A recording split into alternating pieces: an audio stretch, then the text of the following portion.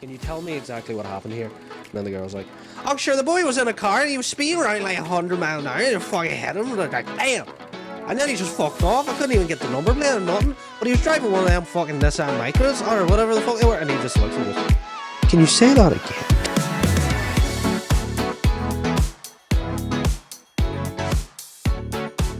You want me? Every time I always want you. I always just I need you. start the podcast.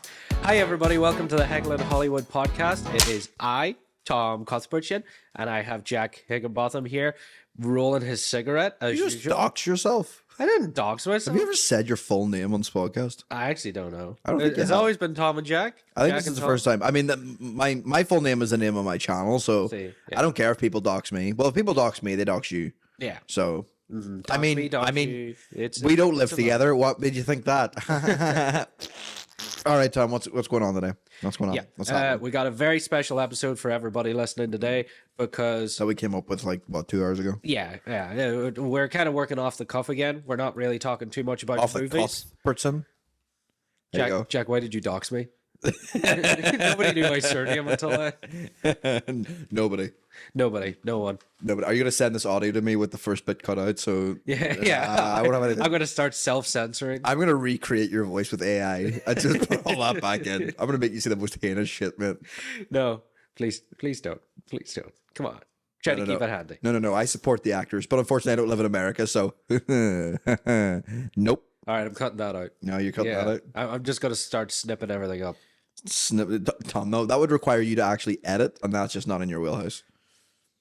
Yeah, Yeah, you're right. Anyway, Tom, tell the listeners what we've got going on today. We got What a I very roll special fake. episode today where we decided we weren't going to review a TV show or film.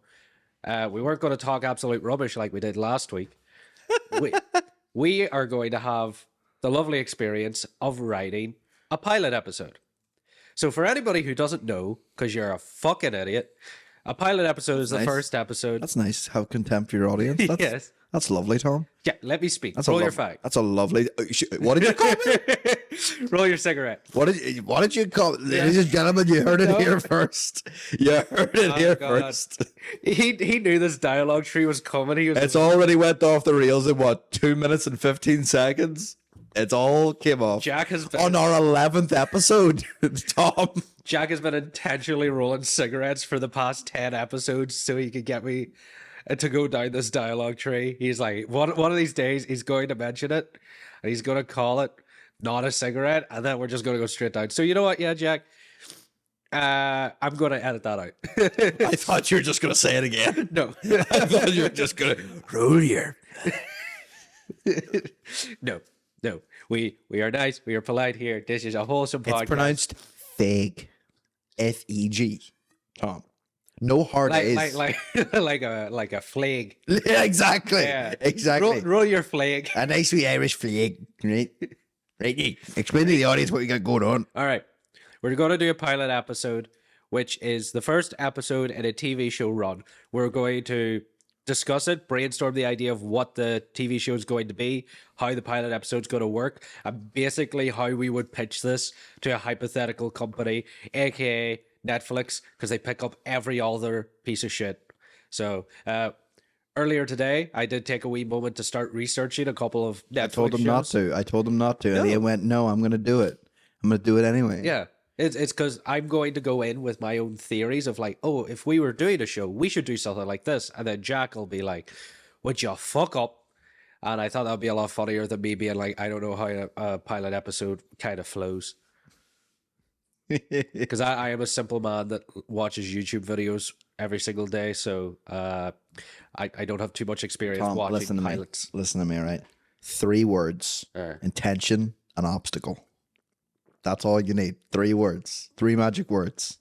And you've got a whole show. I already hate this premise. Not just an episode. Yeah. A whole series. You could have 10, 20, 30 seasons.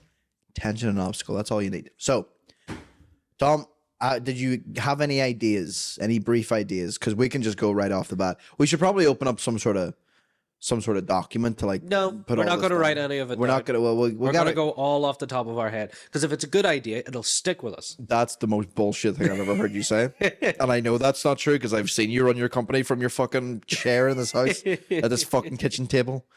You liar! I saw you stick post-it notes to the fucking wall. You forgetful fuck. Those weren't good ideas. That's why. All right, That was the wall of shame. the wall of fucking shit. Jesus Christ, man. That's a big wall. It was a big wall. All right, hold on. Jack's got himself. There we go. I've got my ass straight. I'm ready to get cancer for these ideas. We'll give him the opportunity to light up, and then we'll be like. Maybe I'll do be. It'd be a lot cooler if you did. We'll be a real writer's room, and sit with our cigarettes. And this is how they wrote in the commie era. This is how The Simpsons was written. This is how Bryan Cranston wrote. That's a Trumbo reference. There you go. This is Conan O'Brien on the writers' room of The Simpsons, and being like, "What's funny? What's a monorail? Marge versus the monorail," and then that's how it was done. I don't know. Wasn't there a clip from the behind the scenes of The Simpsons where they would get out like did they get out like a dictionary or a thesaurus and like that's where a joke came from? Man, we could never be them because we're just not well read. Yeah. All those cunts were insanely well read despite working on the fucking Simpsons. Wild stuff. But that's always the case. It's always really weird. Yeah.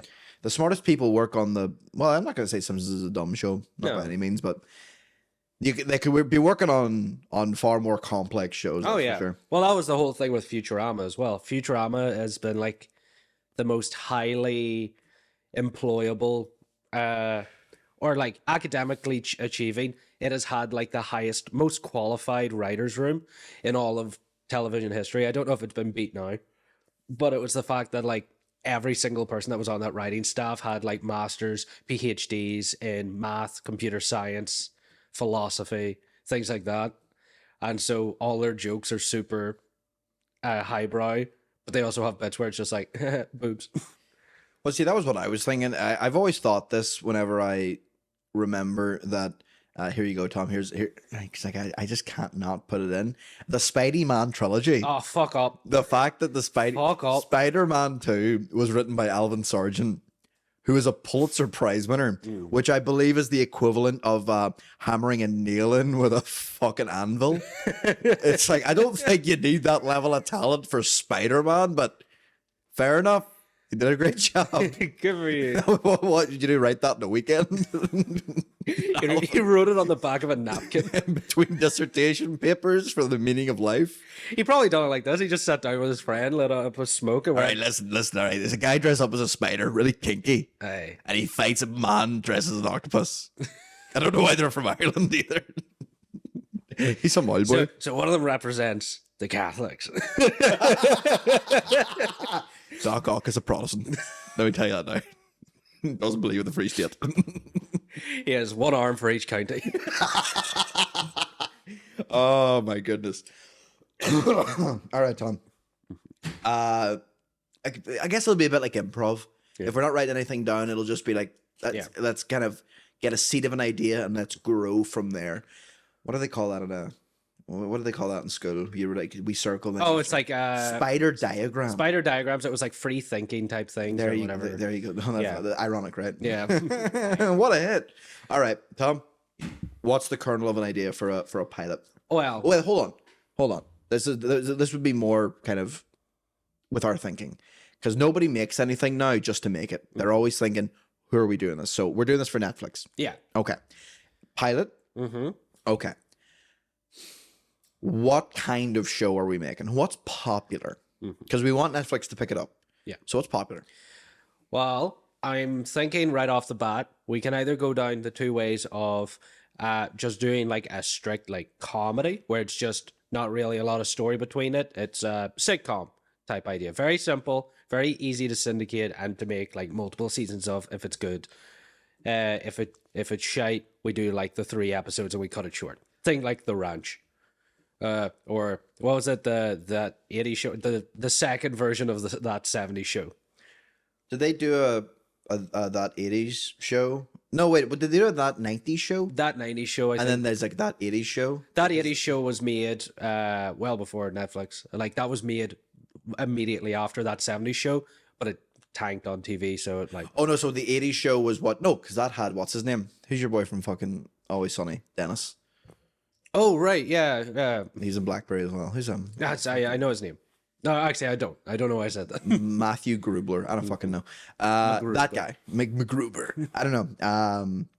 Yeah, so the 80s show that came in like the early 2000s, and then so it's that 90s show. That's the one that Yeah, the more recent one. the one that has the Aston Kutchers and the Mila Kunis. Oh yeah, yeah. It has everybody coming back. Yeah, Yeah. it has everybody coming back, and they all support sexual assaulters. So that's great. What? I'm gonna... Look that up. Look that up, everybody. All your favorite people from your childhood, they're horrible, horrible people. Always remember that. Anyway, Tom, what do we make? We make it a comedy? Oh well, no, that's the thing. We can either go down the comedy route, or we go down like the docudrama or just the drama series, because there's a lot of. So we don't necessarily. Well, Tom, I feel like the writers' room part really gets taken out if we're making a fucking docudrama. Yeah, yeah. So let's just more drama. let's put the idea of that things like because I was looking at the sort of ones, things like Squid Game would still be classified as like a drama, but like entertaining. Would you call it? It's not even a thriller because like they're stuck in like it's like a. I wouldn't call it. That's too high concept to really be a drama. I would call that like a sci-fi. It's kind of it's like a science fiction. It's like a survival. I wouldn't even say science fiction. There's nothing out of it that's out of the realms of like. It's all modern technology. There's nothing in it that. It feels dystopian. It does feel a bit dystopian. We'll call it. Dystopian usually falls under science fiction, mostly because it's.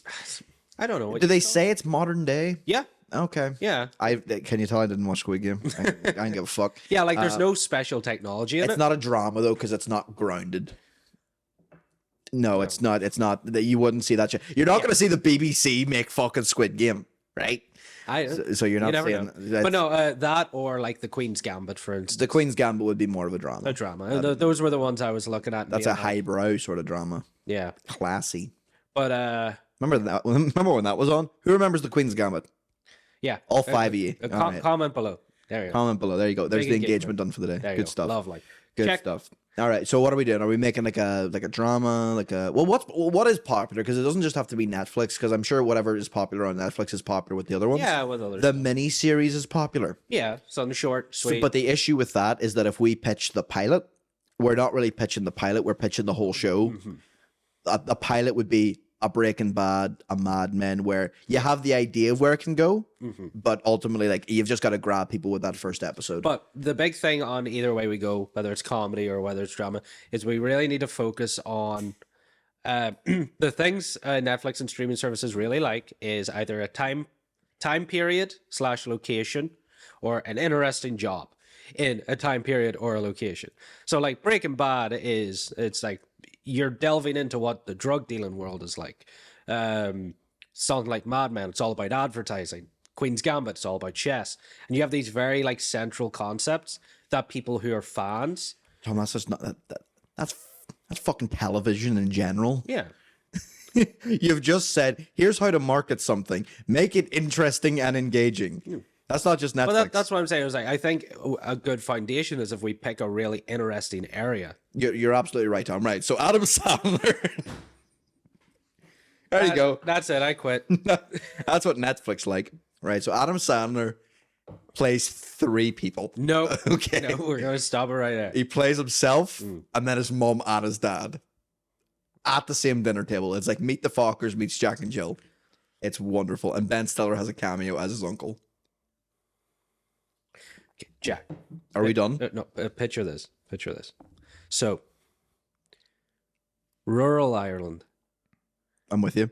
Lovely countryside. Is Christopher Walken there? No, not that rural. It's not that rural. That's deep. That's deep in the Misty Mountains. That's deep south. That's down in Carrickbait. A deep south. But rural Ireland. There's a lovely countryside, rolling hills, things like that. Yeah. A mother and a daughter or like a group of people are just crossing the road nice and safe. Suddenly Matthew Broderick shows up.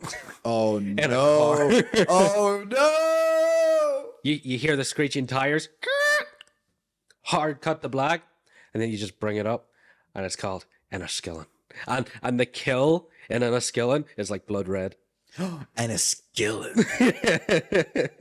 No. Oh my God. And then it's gonna be. Because we got to get the youthful audience. It's and a skillum. Skillum? Kill them. Because you kill them. That's how you get the kids. Kill them all. That's how we get them. No, I don't like that. Jack, No, I Tom, quit. you don't like that because you're middle age. Okay? No, what the fuck? You're 45 years of age. You don't know what the teenagers like.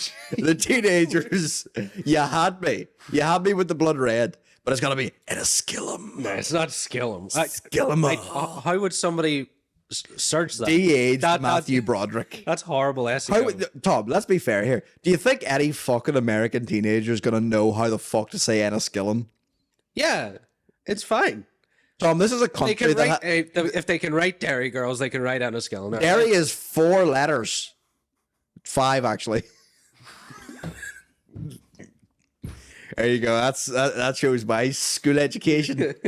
Anyway, intention is obstacle. The intention is to run people over. The obstacle is the fact. law. The obstacle is you're on the wrong side of the road. According to Matthew Broderick. God. Okay, maybe we put a pin in that idea. We just leave it right there as a potential idea. Tom, my hope is that people get so aware that Matthew Broderick killed people in the 80s in Enniskillen that it just retroactively comes back on him. And we start seeing major news stories about it. Because they're going to go, where did people start talking about this again? Oh yeah. The Hecklin Hollywood podcast. The Hecklin Hollywood podcast. And we become known as the cornerstone of Irish journalism. We're like spotlight for the Irish. Oh, gee, boys, we hear you're the ones that brought down the Broderick. We have sources from local neighborhood watch. It's like, listen, lads, we are very familiar with taking down Brodericks in this country. Matthew was small fry. Was small fry in comparison. Okay, so that's a potential idea. We just took the pin out of it. We're making it. No, let's put the pin back in. I'm sticking it up there. Put about 50 pins in there. We're free thinking. We don't get it tied down. You're plastering it behind the wall of this. Yeah, I am laying bricks while it is chained to the jail cell. Jesus Christ! Because that's what Matthew Broderick. I mean, Matthew Broderick in about 2 years. Conviction. Right, okay, I was like, let's throw in some opposite thinking. Yeah, Tom, it's been 17 minutes, so we probably should think of something. We're jumping. No, we're keeping it free and open. Let's go down that comedy route for a bit, because we talked about that. Tom, I swear to God, if you start doing that, like, it's free and open, guys, free and open, there's no such thing as a bad idea. Yeah. Unless you say it, Jack. Oh, I'm gonna just, Tom, everything you say, disagree. Automatic disagreement. Go ahead, say something. I love you. I disagree. I disagree. This man can't keep getting away with this. Matthew Broderick does. Fuck.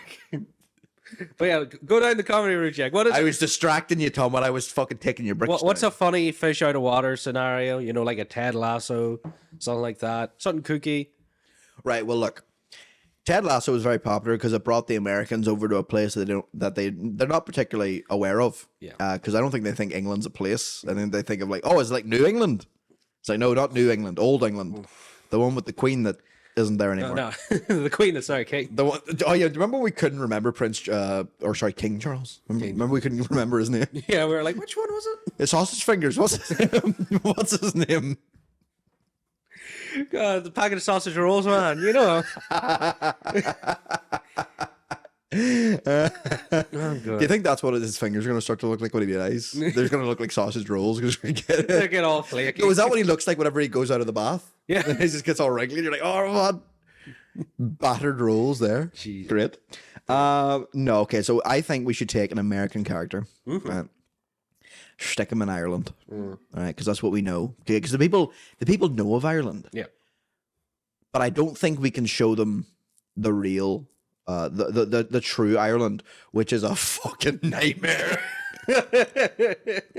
We gotta show them the green fields, the fields of Athenry. Okay, like Tom Cruise and Far and Away. That's what people know. They know Jared Butler and P.S. I Love You. That's their view of Ireland. So we gotta show them that. I'm thinking murder mystery. Okay. People like that. People like murder mysteries. We can't base it on a true story because I don't think there's been a single murder in Ireland. Yeah, except Matthew Broderick. Except Matthew Broderick. Yeah, but he wasn't from here. That's why it was a new There's such thing as murder in Ireland. There's only civil disagreements. Is that going to be the name of the show? No such thing as murder in Ireland? No, it'll be called civil disagreements. No. There you go. Sorry, I still got I got Paddy McDonald stuck in my head. I was immediately like, no, we just call it Divis Flats. Divis Flats. Oh god. A bit of context for anybody. We went and saw. They put a pin in this thing. They don't care. We went to a comedy club and we saw three boys that you've never heard of. Maybe, perhaps they were very funny. And Tom's referring to that. Tom, stop getting sick. They were funnier than us. So like, I wanted to bring up some of their jokes. You know, if you're like listening to us, why? Yeah. There's better stuff. There's better stuff. Yeah. General Banter Podcast. Yeah. The Bomb Squad. Pod. Tea with Me. Mm-hmm. Is that what it's called? Is that what? I don't know. Is that what Shane Todd's one? Mickey Barland has one that he does like every 5 months or something. I think he does. It's called Catching Up with the Wains. Catching Up with the Wains. It's like, oh, sorry, Dad hasn't been able to be here on weekends, but what are you at? You at school? There's plenty of other Irish podcasts, basically. Is what I'm saying. No, of course. But no. Are we on track here? American detective. Yeah. Oh, Columbo. Yeah. Oh my God. Columbo and Newton Ards. Columbo and Newton Ards. I take that. Listen here. Just one more thing here. You said you were leaving. Out that door now, son. I love that actually. Oh my God. You know what? No. Fuck the fields of Athenry. Yeah. Detective comes to Belfast. Yeah. Detective comes to Belfast. Columbo in Belfast. Columbo in Belfast. Now, who automatically we gotta get a star attached? Yeah. Who is our American detective? Oh, Dave Duchovny. I fucking watched that in a heartbeat. Although, what was that show? The Aquarius? Aquarius, yeah. What was that? Was he a detective in that? He must have. Oh, yeah, it was. That was over like the Manson murders. It was that type of 60s stuff. That was in the 60s? Yeah. Man, they did not promote that as being in the 60s. Yeah, no, it's the age of Aquarius, which was the hippie movement. That's why it's called Aquarius. Okay, I found they did a fucking terrible job. No wonder it only lasted, what, 2 seasons? Yeah. Fucking shade heap. You know what's fucking, yeah, Duchovny. Duchovny. Fuck it.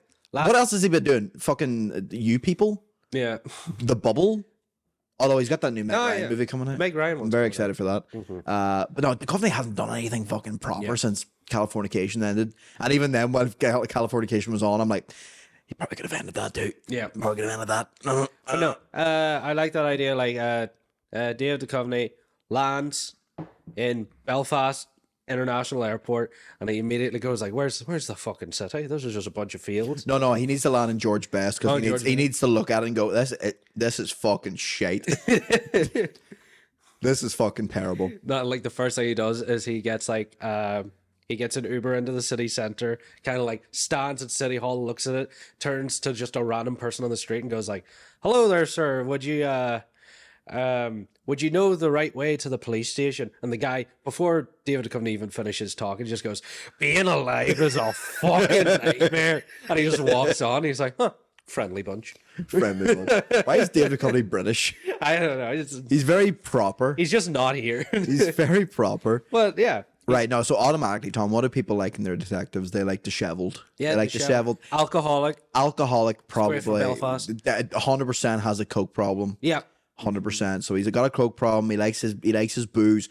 Is he a bit estranged from his wife and kids? I was about to say either dead or divorced. You know what? Dead wife trope's a bit too much. We'll just say his wife fucking hates him for a good reason.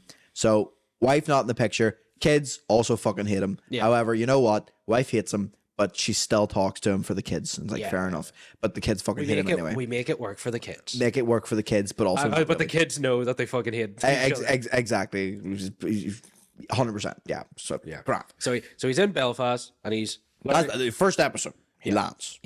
Lands from Belfast. Yeah. We'll call it landing. Very good, man. There you go. There you go. That's why they pay you the big bucks. That's what there you go. They should. But Tom, we have got more. Netflix has already, in the time that we have set this up, Dave Duchovny lands in Belfast. Netflix have sent an email. They're already going to pay $200,000 for it. Like it's done. A Netflix writer's room in twice as much time would only finish making the coffee. Yeah. Okay, and we're already on page 1. See, that's why writers should be allowed to smoke in the writers' room, because all of them are like half of them are down in the smoking area. Some of them are making coffee. Somebody's on their phone, and nobody's fucking talking. I agree. I think writers should be allowed to smoke anywhere. They shouldn't be allowed to write anywhere, though. That's another story entirely. Every time I see a writer in a Starbucks, I want to just get out of here. Shoot. I want to spoon out my eyes. But no, David Duchovny lands in George Best Airport, gets a wee Uber. Automatically, the Uber driver's like, "So what are you in for, son?" Yeah. And it's David Duchovny's like 7,400 years old, so it's fucking weird to call him son. But don't worry, the taxi driver's like 1,000,000 years old anyway, so it's fine. He's like, "What are you in for?" And he's just like, "I'm here working a case." No, it's not even that, Jack. The first thing the taxi man says, because on Uber it gets the name, and the name is like slightly Irish related, like not as strong as a Sean or a Cahir. Matthew Broderick. But it's something like Matthew, and he just sits there and goes, "Matthew, hey, what would your surname be?" Give me some Irish names. We'll ask Siri. Well, Siri just said, "Pleased to meet you," so I'm fuck you, Siri. I'm away to Google. Yeah, cunt you. Right, Tom, you keep talking while I look up some names. It's that idea that the first thing the taxi man or Uber asks him is like, "Oh, is that which team are you playing for?" He basically starts insinuating, like, are you a Matthew McHaggerty, or are you a Matthew Johnson? That type of idea. I don't know. I just started making up names. This was a big problem with me. I don't know which ones, but it's that idea. The American comes in, and then the Uber driver immediately starts to try to assume if he's Protestant or Catholic based on his name. And he's like, "I'm not too And of course, the detective has no idea what he's on about. And he's sitting there being like, "No, my name's this." And he's like, "And what way would your family be?" And he's like, "Oh, my family are nice. No, they're all good." And he's just not taking the hint. You know what? Just for a wee detective-y name, Christian O'Connor. We got him. Christian O'Connor. Christian O'Connor. Because Christian... Yeah, no, I've seen some Christians over here, but Christian's a very American, very like, "My name's Christian." Very, very Christian. So I can imagine he's from like LA, that kind of area, of course, usual. Although that's very unusual because I don't really see many LA-based seedy detective-y stuff. It's more New York. More New York, yeah. Which also leads to the idea that actually, I don't see many in New York, to be fair. Which ones do you see? Like seedy ones, you'd think of like you always think of like Chicago more so. Florida, Chicago, Florida. Yeah, it's kind of Miami shit. I never really hear about ones in New York, mostly because like it's expensive as the fuck to film there. So you're like, I don't do that. That's fair. All these Vancouver murders. God damn it. So no, I think. Yeah, I know he's from LA. Of course, there's no fucking work out there unless you're homeless. So none of that. Over to Belfast. Christian O'Connor, lads. Uber driver's chatting about O'Connor, and he's like, "I don't fucking know what you're on about. What are you talking about? What are you saying to me, man? What the fuck are you talking about, man?" Yeah, and he's like, "All right, you're not from here. You're not from here." He gets a cold shoulder. Yeah, he gets a cold shoulder. So of course he's been assigned to a case here. This is essentially The Guard. Okay. The movie The Guard. Have you ever seen that? No. It's what's his name? Brendan Gleeson. Brendan Gleeson plays like a corrupt Irish cop. Right. Don Cheadle is the American cop that's been assigned over. So they have like a buddy cop thing going on. Howdy doody, neighborina. So I think we need to have the cleanest Belfast cop. We need I think we need, George Clooney and what's her name? This is so bad. Anna Kendrick. Anna Kendrick, there you go. Up in the air? Up in the air. We need like that sort of thing where you got a bit more of a clean cut. And then George Clooney's not like fucking disheveled, but he's got old guard type shit. So I think we should probably go along with something like that. So what's her name? You can tell a lot. Sinead O'Connor. Sinead O'Connor. There you go. Are you my fucking brother? Right. Dave the company. I don't know. Come here, you know. We'll confuse the Americans. Call her Neve. Oh, there you go. No. Like the first thing he reads is like, "Hello, Niam. And she's like, it's fucking Neve. Neve McNally. Neve McNally. Christian O'Connor and Neve McNally. There you go. Here to solve the case on Matthew Broderick, the murderer. Matthew Broderick, the murderer. The Broderick murders. We got the Broderick's fan. That's not actually a bad idea. The idea of like the Brodericks. Yeah. It's like, oh, we've been hearing word of the Brodericks. You know, shit that just does not exist in modern day. Like, you never, you always hear about like, here, you don't know my family, and it's like, I know I don't, mate. Never heard of them in my life. You don't have enough money for McFlurry. Get out. There's something really funny in my mind that like it's not even, like drugs, weapons, like trafficking, that type of stuff. It's like fucking cybersecurity that he's here for. That's so funny. It's like, yeah, we got we followed an IP that tried to hack into the Pentagon, and we followed it all the way here to this Belfast flat. He used a Lenovo ThinkPad to crack into the government. What's that fucking scene in The Gentleman where what's his name, Chris Hunneman or whatever? He ends up going to Charlie Hunneman. There you go, from Sons of Anarchy. Yeah, ends up going to like this shitty flat in England, and they're all fucking drugged out of their minds. And he's like, "Oh, gee, I'm a bit more of a half and half guy, me." And it's like, "Do you lift?" So no, you couldn't lift a wheel of cheese, you cunt. I imagine that, like, we just go and it's all scrawn about the place, drugs everywhere, and you're like, oh shit. Basically, every Belfast flat. Doesn't matter if you've got a family and 3 kids in there, it still looks like a drug den. Yeah. It's actually impressive. It's actually, but we're actually sitting in a drug den right now. I don't want to. Can you hear the screams?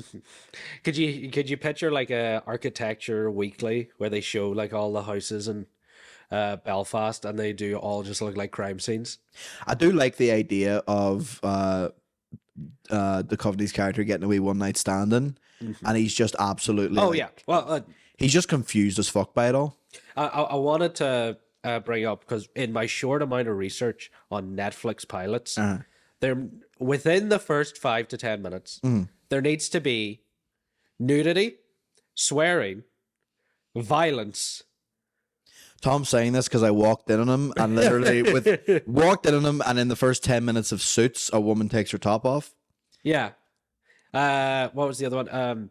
Queen's Gambit literally starts with her, like, it's pretty much pitch black, and she wakes up in a bathtub, still clothes on, but immediately, like, it's from like a massive night of drinking or something. She wakes up like hungover, somebody's knocking at the door, and it's her getting up and going like, oh shit, oh fuck, oh shit, and like bottles knocking over. She's like, shit, fuck, god damn, and then gets to the door and it was like, parlez-vous anglais, one moment, and she closes it, and then it just cuts to her and she's like dressed now, and then she like takes drugs and takes alcohol and then leaves to play chess. And I was like, yeah, okay. I bet I've not seen Queen's Gambit. I don't care about the popular things. If it's popular, I probably won't watch it. Tom, does Anna Taylor-Joy still look indelible, even though she just woke up from a heavy night of drinking and she woke up in a tub? Was it a full tub? Was it filled up like? Or No, like the dress she was wearing from the night before is like soaking wet. Oh yeah, her hair is wet. Does she still look incredible? Oh yeah, of course. Yeah, no, it's mad. Like, it's mad. That's the other thing. I don't want that. As a matter of fact, I only want the Coveney to look indelible. I want everybody else, even on their best, to look shite, because that's what Belfast is. Yeah, just to look absolutely like everybody needs like to look like they actually rolled out of bed. Not the character, the actor. I want them to look like they just walked on the set. I want them to look like how Harrison Ford looked in that last Star Wars movie. So you look like a bum. Can we cut your hair? It's I'll do the fucking scene.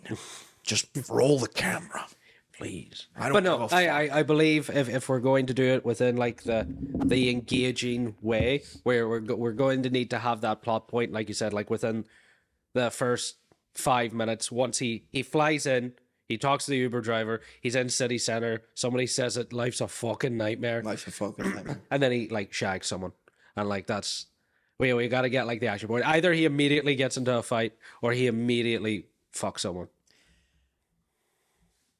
I feel like it would be really funny if he was on a night out, gets drunk as fuck, tries to hit on somebody, and then the boyfriend comes and he immediately starts flashing a badge, like, here, mate, don't think about it. Yeah, as if like that's probably gonna work. That's probably worked. Where he's like, do you want it? And then the boy just looks and just goes, mate, Mate, I can't read.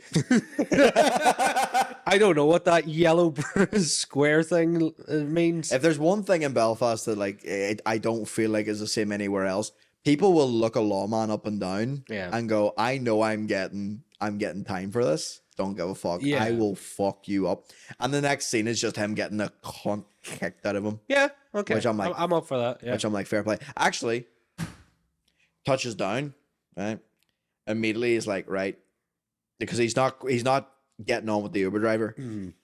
And then he's sitting back and he's like, "Is there any good bars?" And then you do like a montage. And then the Uber driver, like at the red light, turns around and just goes, "Now you're speaking my language, son." Hard cut, glug glug glug glug glug glug. With the Uberman. With the Uberman's there as well. Uberman takes him to all the spots. Like, it's all good. I remember Tom. I'd say, "I'll talk to you now about a wee Uber driver I had." It was when we came back from Dublin. Came back from Dublin. It was lashing rain, so I was immediately like, I was walking, and then I immediately walked all the way back round. Yeah. And got a fucking Uber because I'm like, I'm not walking home in this. Boy collected me, and he was saying that whenever he goes to another country, he immediately goes and he wants a tour. He immediately goes out because they'll charge you whatever, you know, if you go for the actual tours. And so he immediately went, "No, I know what to do." He goes around to the taxi man and goes, "Right, lads, I want a tour." Yeah. Who got the best price? And they, you know, all of them said like this much, and they were all pretty much the same price. You can tell like kind of haggled on it. And so he goes, "Yep, no worries. I'll be out in half an hour. All good. Yep, so shook on it, done it. All good, all well and good, all well and good. Done it. Fantastic." And then when he comes to the end of the tour, he's like, "Oh no, we're getting out of here, man. Morning, my treat. Let me treat you something." He's like, "Man, no, I can't do that. I can't. I couldn't possibly do that." I said, "No, you treated me. I'm gonna treat you. Morning." So he has a wee meal with him. It's like loveliest thing I've ever heard, to be honest.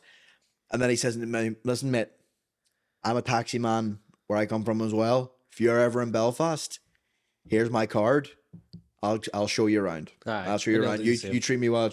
And I immediately went, "Oh, the camaraderie and just the respect shown. I absolutely love that." So I like the idea that he's a man of he's a man that has a bit of money about him. Yeah. He just doesn't quite know what to do with it. So he's like, "You know what, mate, you've been good to me. Let me take you out." But he's also a bit of a dick. Yeah. Wee bit of a So he does all that. He's out drinking. He's like made friends with the Uber driver that he's with. Now he's out drinking with him. And he's like, "This is great."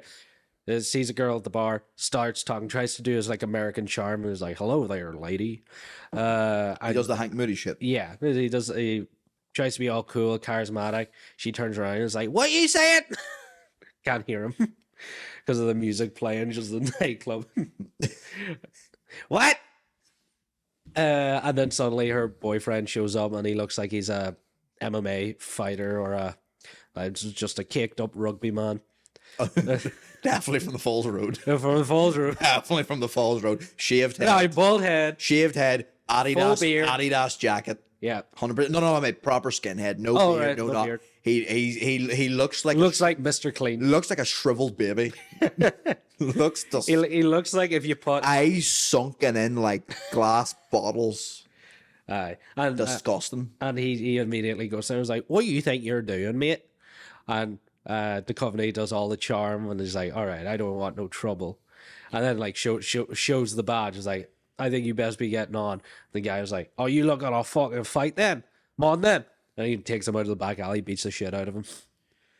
I love the idea of him just being like, "You think you hide behind that badge, big man? Yeah. Come on outside." And Coveney's just like, He's like, "I haven't kicked a shit out of a pipsqueak like you." Yeah. In ages. And he follows him out immediately.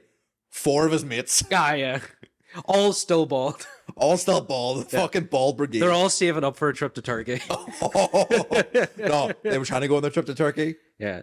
But then they got denied. They were like, "No, mate, we're not letting you into the country." And they're like, "Fuck's sake, what are we doing?" So they just immediately go to the bar. Just gonna beat the shit out of America. Exactly, 100%. As you do. That's what they're going to do in Turkey anyway. Yeah. First American they see. Boxed. Right. So they kick the shit out of the Coveney. Yeah. I love the idea that the next thing he knows, just wakes up in the fucking Belfast hospital. Yeah. He's like, "What the fuck?" And who comes to his aid? It's the fucking it's the partner that he's signed up with, because that's the only like stuff they could find on him. Yeah. So they had to find, he probably has like a document or something along those lines in his case or whatever it may be, because they got all that information from him. And What do you think of this, Tom? Ready for this? Saoirse Ronan. Oh yes. Yes. Saoirse fucking Ronan. Duchovny and Saoirse Ronan. Duchovny and Saoirse Ronan. I like that. I like that pairing because it's kind of close to Sam Rockwell and Saoirse Ronan and that. What was that murder drama thing we watched? See How They Run. See How They Run. Well, see, that's what I was thinking because I was thinking, who can, because I want her to be I want that kind of Anna Kendrick, like she needs to be young, but I don't want her to be, because we want her to know what she's doing, like she knows the area. And See How They Run, she's very whimsical and very like, no. When this, I'm like, no, she needs to be a bit hardened. Yeah. Okay, because I like Saoirse Ronan's good whenever she's a bit more hardened veteran. Yeah. So also I like the idea of them not being, there's only the pilot, but they're not, this is not romantic. This will not follow down this way. They are people who fundamentally disagree, because Tom, this is what I mean. Intention and obstacle. The intention is these two need to work together to overcome this obstacle. If they don't, they're not gonna do it. And again, I picture it like he wakes up and immediately like looks at her, like sees her and goes like, wait, who are you? Oh, she's like, I'm the partner registered to you. She doesn't say her own name. I was like, I'm the partner. I was supposed to meet you at so and so. Like, I waited an hour, you weren't there. Then I got a call. I like that she's like arrived and like, because it's probably like 2 a.m. in the morning. Yeah, and she just arrives like basically still half asleep, just like, yeah, you got me out of bed. I wasn't supposed to see you until like tomorrow morning. At the briefing. I wasn't supposed to see you until Monday morning. What the fuck are you doing? Yeah. And then he's like, what? Oh, Liam. You must be Liam. I've been telling everybody about it. And there you go. And he's like, it's fucking Neve. It's fucking Neve. How hard did they hit you? He's like, Neve? That's not how it's spelled. I was like, well, that's how it's fucking said, all right? So you be a cunt, I be a cunt back. Yeah. Okay, she fucking just hits him in the arm. He's like, oh, jeez, oh. Comedy of errors. There we go. Okay. Oh, God. Is it, where's he? Oh, and then she has to like take him to a hotel or something. Yeah. It gets him properly sorted out. Acquainted. Takes him to the fucking Premier Inn or something. To the E-Tap.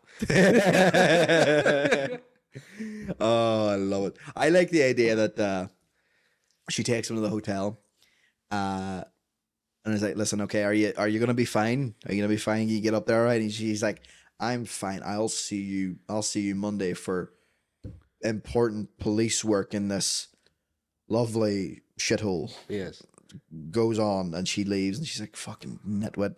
And he doesn't even go to the hotel room. He's immediately like, where's the bar? Yeah. Hard cut. Monday. So what are we in at this moment? Are we in like fucking 10 minutes at this point? I feel like it's been pretty quick. Yeah, I think that would be 10 minutes. I feel like we've been... Oh, well, that's the thing. At this point... What are we doing? Are we doing a half hour? That's what I was about to say. Are we doing a 45 minute? I'd say give ourselves some space. Do a 45 minute... Because sometimes pilots are even longer. So even if we get picked up and it's only 30 minutes per episode, the pilot has a bit more space to introduce things. Do a 45 minute. So we've done 10 minutes. We need 35 more minutes. Okay. Well, with exterior day, the police office. Because it's at that point now. We've hard cut. We're at the building and we get the briefing. We get the reason why he's here. He shows up late, reeking of booze. Reeking of booze and being like, hasn't stopped the whole weekend. Yeah. It's like yes, Detective O'Connor. How was your weekend? Yeah. And he's literally just looks up like hard cut to copious drugs and booze and sex, and he's like, you have a wonderful culture. I love how he's American and we're just doing Irish accents. It's just because I can't do accents. I like that he just looks up like, again, he's got his shades on and shit, and he's just like, yeah, no, can't complain. Yeah. Nice. No. What you do is you have him being like, yeah, it's good. I saw all your sites. I saw the Salmon of Knowledge. Hard cut to him like drinking next to the Salmon of Knowledge. I saw the SSE Arena. Him snorting lines off the SSE Arena. He's like off the SSE Arena. I don't know how, but like it's hard cutting to all the places that he's but he's plastered. He's eating a kebab. I think it's very good. I have seen your rivers drinking. Yeah. I caught a couple of movies, jerking off some porn. What else can we say? That's, And I have sampled your finest cuisine, and it's and it's and it's fucking Chipco. And it's him in a sexually doggy position with a woman. That way. While he's putting coke up there because he's sampling the cuisine. All right. All that way, and it's like hard cutting with a fucking furious rock music over it, and then it cuts back to him, and he's like, and it's like, right, good. Well, no more fun and games. Time to get down to work. Well, actually, Tom, now that I'm thinking about it, now that I'm really picturing it, you ever heard of Top Gun? Yes. In Top Gun, there we go, we burp. In Top Gun, Tom Cruise really likes the look of a lady in the bar. Goes up, tries to have a wee fling with her, and she does not take him on with his advances. So he goes to flight school the next day, and who walks in as his superior? Oh, it's the girl. That woman. So I'm thinking now. Oh, the girl. So Saoirse Ronan should probably be on the night out as well. Yeah. And maybe be the one that comes to his aid. Doesn't tell him. Aye. But just lets him know that, no, let's get you. Because maybe he doesn't appear in the hospital. Maybe she's like, right, get it. But she's the one that chases them away because she notices, and she's like, how long? She follows him through. And then eventually she's just like... Yeah, we have it from his perspective of basically the fight, gets knocked out, wakes up in the hospital. Somebody was like, yeah, somebody called you in, you're good, it was like, you need to get a taxi to your hotel after this, And then it's you do the next day thing, or Monday, shows up, and then sees, as you said, as the superior walking in, and then kind of like having a flashback, like while you then cut back to where he's knocked out, and you see her kind of walk around and be the one to call. Like he's piecing together like blank bits of the memory. No, I think it's just funnier if he full well knows her and knows her face. And then she comes in and he's like, oh. And he's like, wait, what do you mean? Right. Thomas, I've never fucking seen this quote before.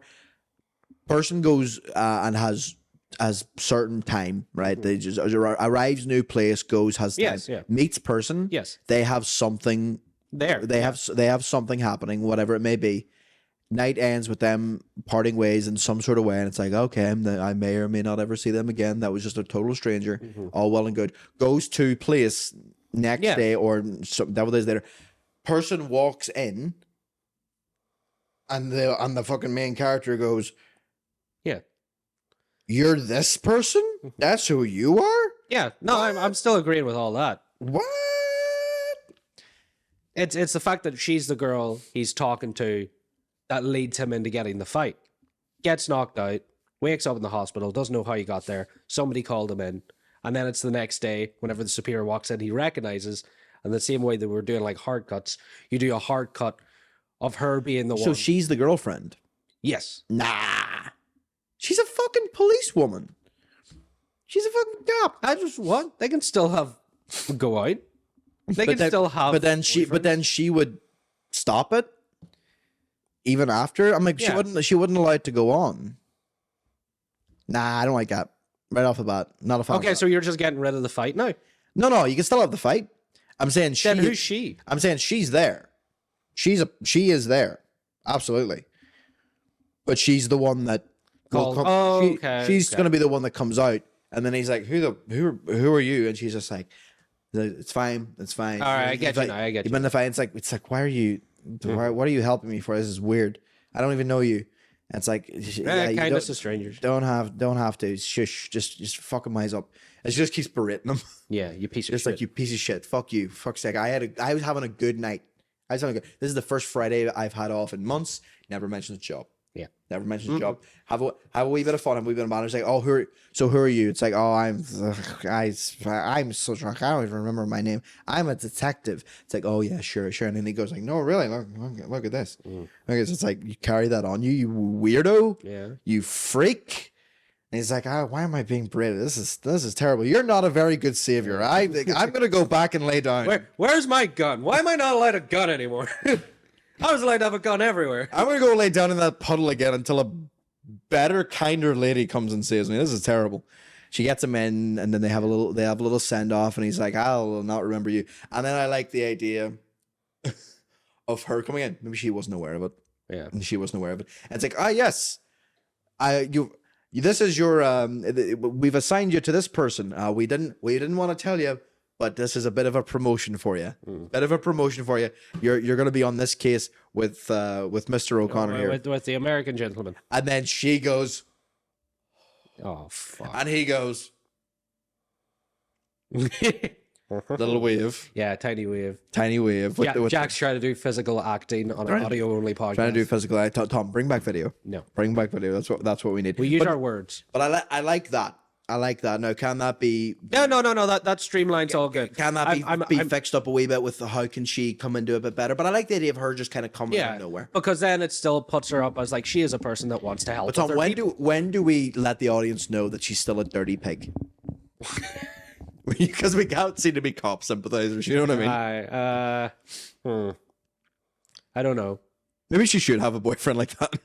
To be fair, I was thinking like something down the line that you can do then is the fact that she got hit on and then the guy says like that's her boyfriend, fights and stuff. And then we find out pretty like a couple bits on, maybe not even in the pilot, but like that's not her boyfriend. It was someone she was seeing, but her boyfriend is like one of the other policemen. And it's like, yeah, and that's my boyfriend there, and the American's like, I thought your boyfriend was someone. I was like, no, you must be mistaken. Like death stare. Yeah, maybe we could have it be because now they a case where maybe they start talking and she's not really taking him on, and she's like, you fucking whatever. He doesn't quite mention the detective part yet. He's just like, I'm American. Haha, isn't that weird? Yeah. And then she's like, do you know that's my boyfriend over there? And he's like, who, Pipsqueak? What? Yeah. And he looks like a shriveled baby. What was that about? You're with him? Not a chance. Not a hope in hell. That's just weird. I don't like that. And then she's like, well, you can go over and ask him. And he's like, I'll do more than that. I like that maybe he instigates it. Because he's just a cunt. And then he gets the shit kicked out of him. And she's like, and then she can come out and just be like, here. You know, and you kind of hear it muffled, and you don't have to see it all. But she knows how to disengage. She can show the actual badge and whatever that she carries on her. Good protection, actually, which is fair. Although maybe she can also just fight. I like the idea of that as well. Well, it's the fact that if she knows them, she just tells them to fuck off, and they're like, "Oh no, that's the most Irish thing ever." It's just like, "I know. What are you gonna do about it?" It's like, "I know your fucking dad. What do you think he'd think if you were out here doing this?" Yeah. Is that you even fucking think of touching me? I'm going to tell your ma. I'm going to tell your ma. There's nothing. That's going to ruin her whole Sunday. Nothing a fucking Irish boy hates more than hearing the words, I'm going to tell your mommy. Yeah. Because I fucking know your mommy. I play poker with her on Fridays. We play bridge. Bridge. That's very sexist, Tom. Women play poker too. Women play poker too, Tom. Yes. But bridge makes no more sense for an older person. Well, is Saoirse Ronan old? No. You ageist. Saoirse Ronan's mum. Saoirse Ronan's mum? Yes, it's the one that plays bridge. Why is Saoirse Ronan's mum playing bridge? Jack, what are you on about? You had a perfect thing there, and then you just started questioning things. I'm questioning you, Tom, because you're coming in and questioning my shit. No, I was just saying it was the same thing, poker or bridge. No. Poker. Why? Poker. Because we can have you as an advisor, Tom, and get you a bit of money. Wait, am I not getting money for writing it? Directing it? You get a bit of more money. It's in the same way that in episode 7, I'm going to have Dave the Cuddy do a magic trick so I can get more money. You're going to have him dress up as a clown, do magic. Squeeze all the money out of Netflix. Yeah. All that money they're not paying their writers, they'll pay us. Okay, well, right now we've basically just introduced it, and we're getting close to an hour. So what is the main kind of problem that they have to solve immediately? Matthew Broderick. Matthew Broderick's the first one. I like the idea of somebody being called Broderick. Oh, can they be the Brodericks and one of them be called Matthew? But nobody ever really says Matthew Broderick. Matty Broderick. Matty. Yeah. There you go. Oh yeah, hit and run. Hit and run. You know what it's like? Well, no, because it has to be more of a. You can have an overarching sort of thing, but it has to kind of be procedural thing of the week sort of thing. So you have to have kind of these ideas. So in that sense, why is he being brought over? And it's like, some expertise, maybe some kind of there's been American drugs or whatever it may be. Because I know that was in the Guard, I believe. There was like this American thing that was coming over into the into the southern part of the country. So it can be something like that. But at the same time, like, they're not going to pay him just for that. So it's like, no, you got to go and do other things. Stuff, yeah. So you've got like the standard. I like that, like the standard hit and runs kind of thing, and he has to go and question people and just see that everyone's kind of just. And he does the whole thing where like he takes out the notepad to start writing down what was taken account. And was like, okay, love, can you tell me exactly what happened here? And then the girl's like, oh, sure, the boy was in a car and he was speeding around like 100 miles an hour and you fucking hit him. And like, bam. And then he just fucked off. I couldn't even get the number plate or nothing. But he was driving one of them fucking Nissan Micras or whatever the fuck they were. And he just looks and goes, can you say that again?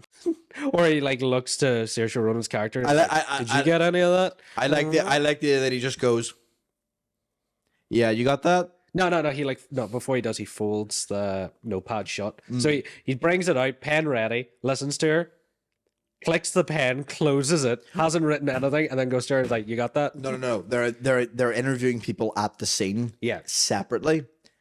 One shot. All that crap. And then he goes, sunglasses on, close, pen in. Doesn't even say thank you, just like nods. Walks over to Saoirse Ronan and goes, can't fucking understand what these people are saying. Yeah. Help. I need help.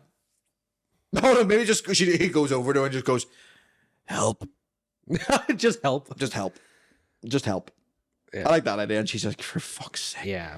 Because she know that's the thing that you want to get across in this whole show is that sense of everybody knows each other and everybody's not a snitch. Yeah. And no one's going to give you jack shit. She knows people, so she can kind of gift to the guy. Like we were watching Mindhunter recently, and they're not getting anything out of these serial killers by going by the book, by going by question, answer.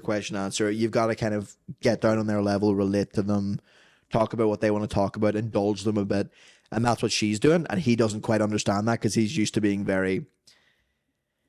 just being very forward and very like, just you get what you need from them. You be as aggressive as you need. And people in Belfast don't break. They don't break easy. You'll pretty much throw them in a cell and they'll be like, I don't give a fuck. Like I'll be out whenever. I'll be out in 2 days. In this way, we are really showing how much of a fool the Coveney's character is, and how he's fish out of water. Can't really get that. What we kind of he's actually terrible at his job. Yeah, well, that was the thing I was wondering then. What's the one redeeming quirk? Because it would be that whole idea that he's basically completely useless up until like the last 10-minute thing where like whatever is uniquely American about him is like the one thing that fixes it in the situation. Not even like he talks to one other American or like he does a bombastic act, but something about his background or something about his personality leads to the final piece of the puzzle being clicked and being sorted. I think it would probably be something along the lines of, well, it has to be something that she wouldn't be good with. Yeah. It has to be something that she wouldn't be so if she's good with the people, what could she use more of? Maybe she's good, she's by the book, but is she a bit lenient? Does she kind of glaze over things that maybe he is very obsessed with? So maybe you could show, like, does he have like a bit of an OCD thing? You could have that. An OCD thing, but like that's why he tends to drink a bit more. Yeah, because it's the only way he can relax. Basically. The only way he kind of relaxes, but then that comes out a bit more where he can't talk to people, he can't communicate with people because just everything fucking annoys him. But then he'll keep noticing things and he'll pick up things throughout the episode, and I like that maybe coming towards at the end where you've seen him just be drunk and generally be just very good, but he's been picking things up slowly but surely. Yeah.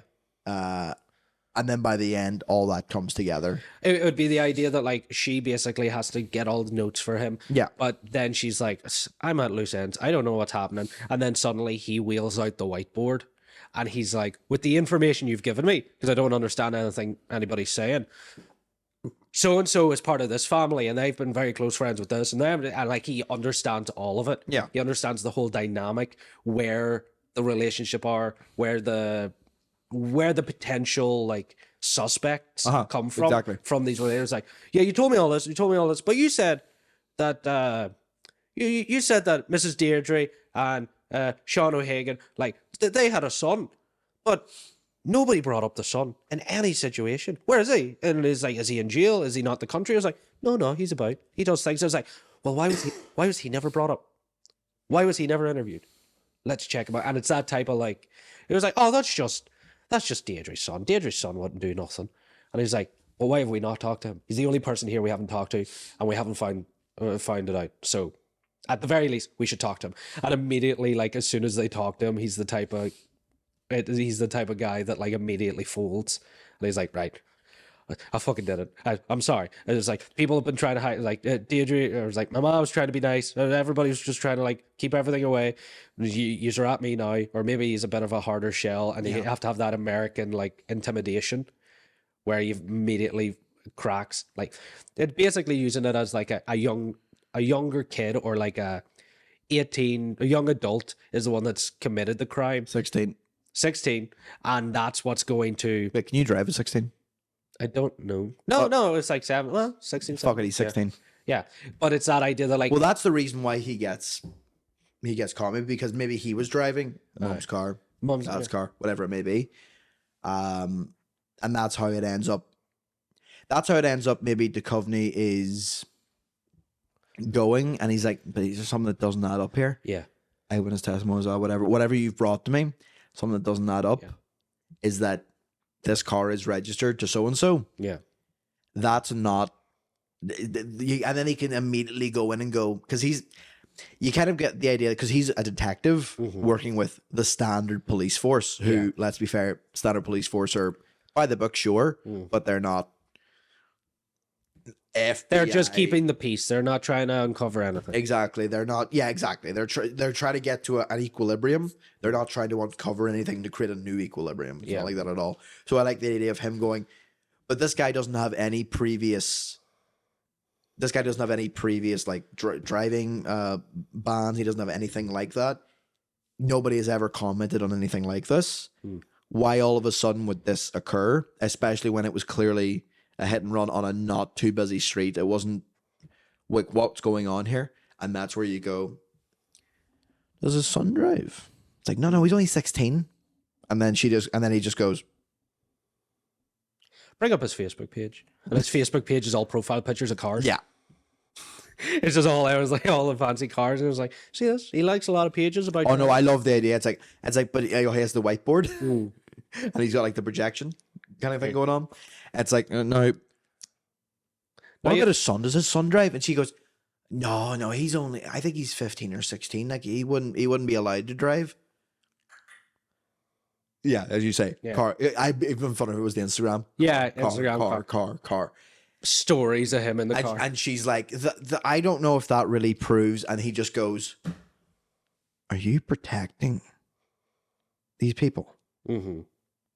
Is that what all this is? Am I being fucking scammed here? Mm-hmm. Again, he just gets the accent all of a sudden. Yeah. Am I being scammed? I like that. Yeah. Because that'll show, she's good at her job, and she does keep the people, but ultimately nothing changes because she's like letting people off. Like she let those guys off in the beginning. Yeah. It'll show. And that could be something that you could discuss towards the end. I'm thinking as well, if you wrapped it up with that type of idea, like they get them pretty quickly. One of the things you have throughout it was a hit and run. Its license is under like the mum or the dad's name. They go to the house and they're like, nah, our car was stolen weeks ago. We haven't seen that car in ages. That type of idea. Eventually they figure it out. It's the guy or it's the son. And basically from there, either... I like that just happened and you realize, oh, well, I need to... Basically, the car is hidden somewhere, and they follow the... His parents didn't know, so he's like, I got to stash this car somewhere until the heat dies off or whatever it may be. they find the car, they arrest the guy, and then they're like, right, we got it sorted.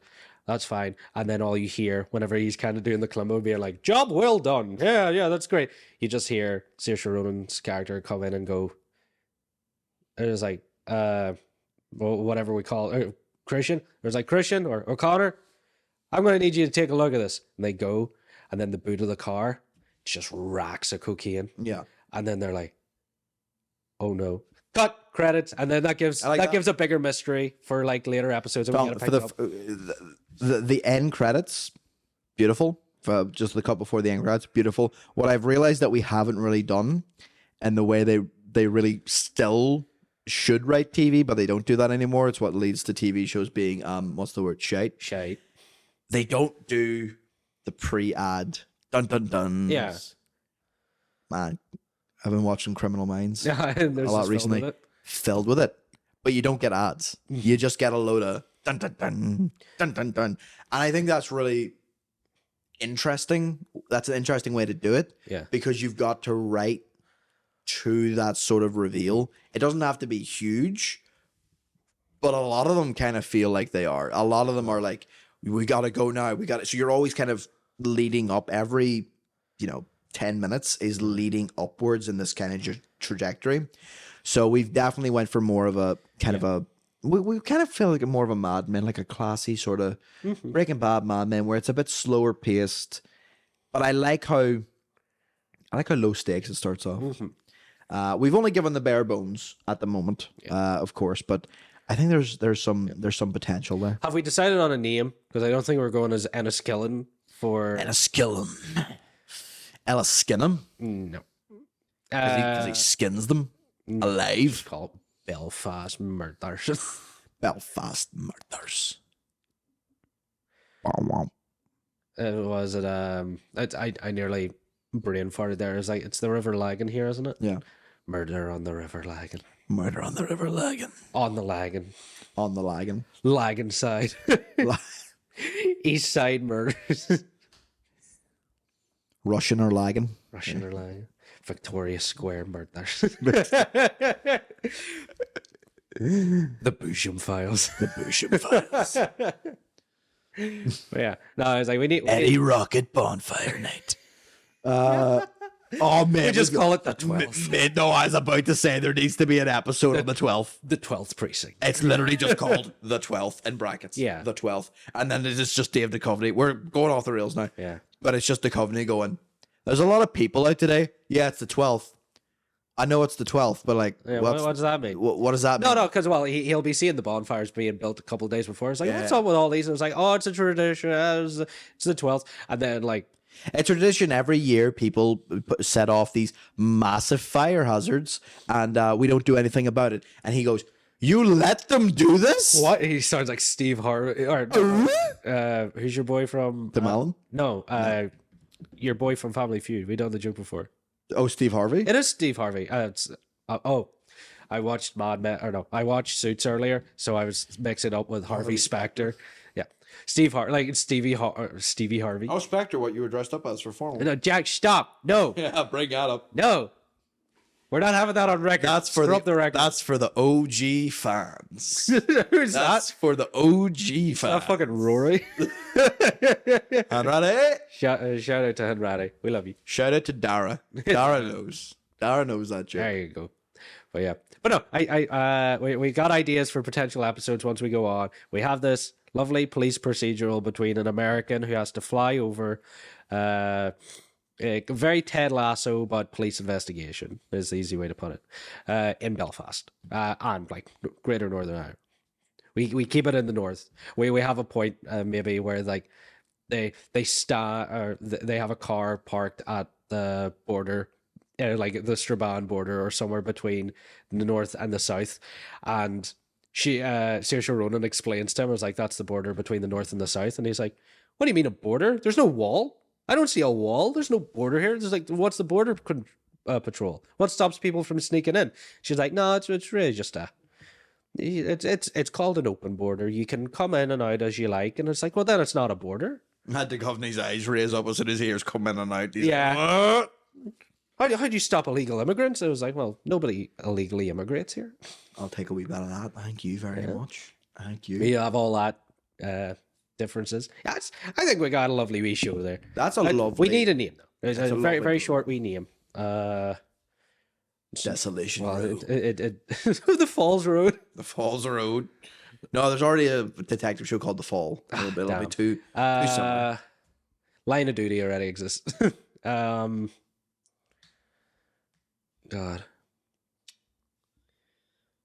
Don't worry, Tom. I'm on the. Oh, come on! Are you gonna get like a random word generator or something?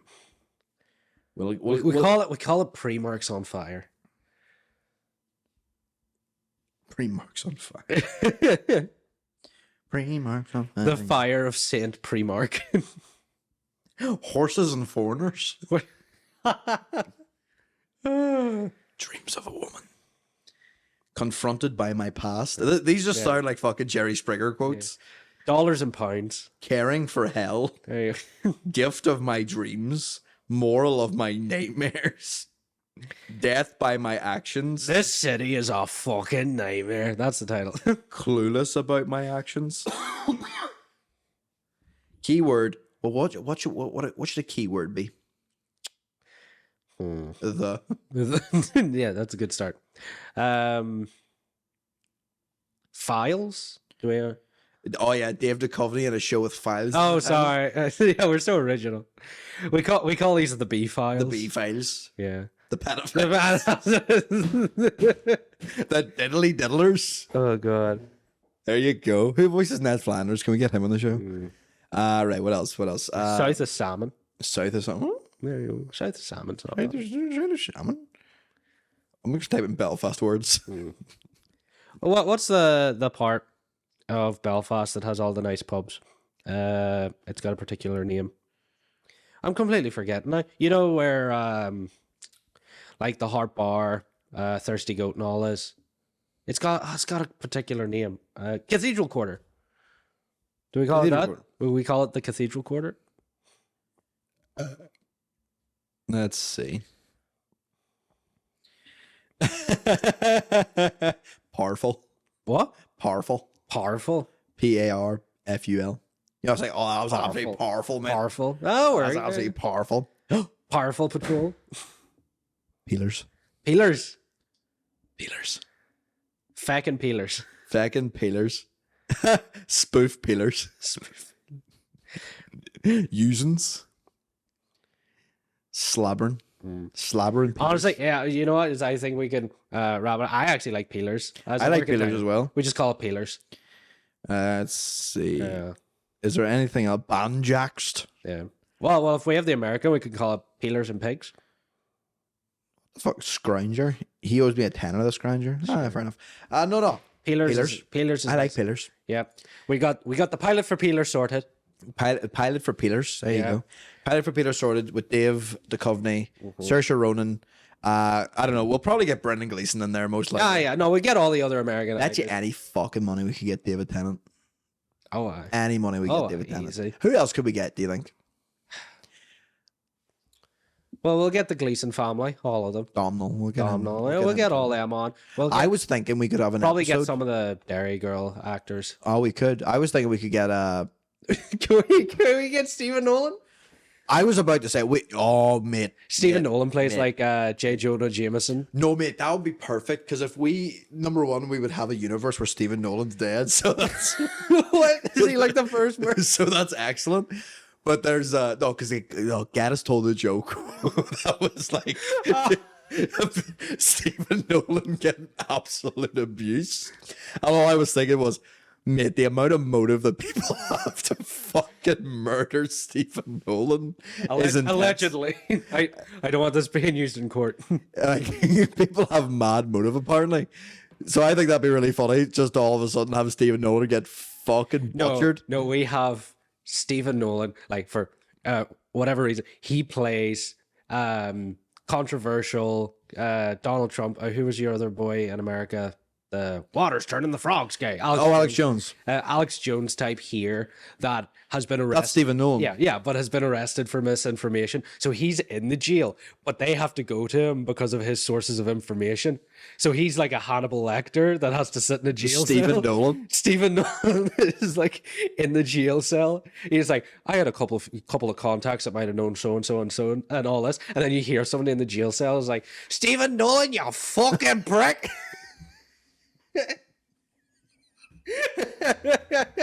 He's just everybody shitting on him in the fucking. Oh, Stephen, you're looking well, mate. You fucking cunt.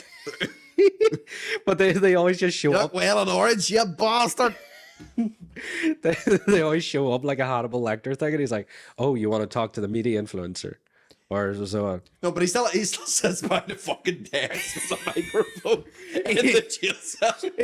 The BBC have set up like a news station for him in the prison. He still does his show from jail. I have a couple of contacts. People want to hear the news. Right now, listen, detectives, that's all well and good, but we've actually got a caller on the line here. Who's on the line now?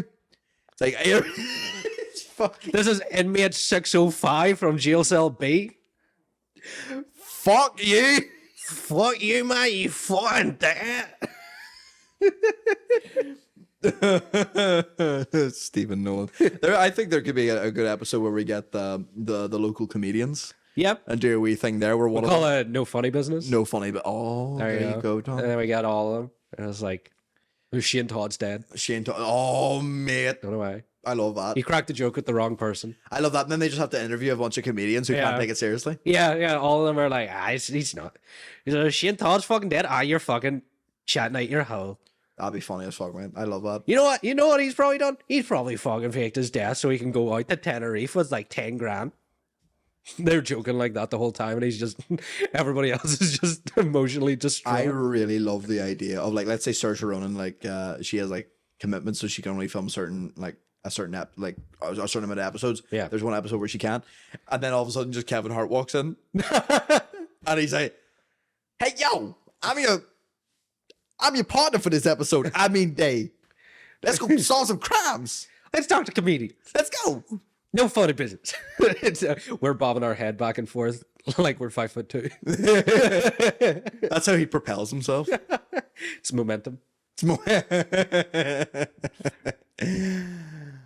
Big heart and a big Johnson. I see this being an international bestseller. It's going to be #1 on Netflix. I think we got an international bestseller. Holy fuck, Tom! Yeah, I didn't realize we also wrote the book. Yeah, we wrote the book on it as well. He's great. Can we get the comic out as well? Yeah, we'll get everything. Fuck's sake, Tom. Where's the game? I was about to say where's the game? It's going to be a direct adaptation, like the Godfather video game. Fantastic. Can Chip still make the album? Yep. We'll get it all. Absolutely all the beeps and boops. I'd absolutely love that. But just have like a fucking like intense mystery show with like bloody gore and nudity, and all of a sudden just like. Boop, beep, boop, boop, beep, boop. I've never heard her music, so I don't know. I don't know what her music sounds like. I'm sure it's wonderful. Yeah. I'm sure it's wonderful. I'm sure it's classic throwback sort of stuff. No, fuck it. Who cares? Get whoever. Get whoever. Well, you know what we'll not be doing? What? We'll not be having AI opening credits. Nope, we will not. No.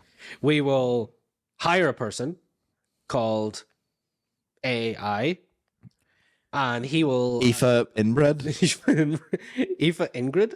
Aoife Ingrid. There you go. I love how you go immediately over Ingrid, and I'm like, Inbred? Inbred. They will do the intro instead, and then we'll still have credits to AI, which we need to have a character called Microsoft Bimbos. Microsoft Bimbos. That's what we really need. Tom, we're gonna wrap it up now because we're approaching fucking 80 minutes, and Jesus Christ, these people have better things to be doing. They got other stuff to do with their days. Podcasts to be listening to as well.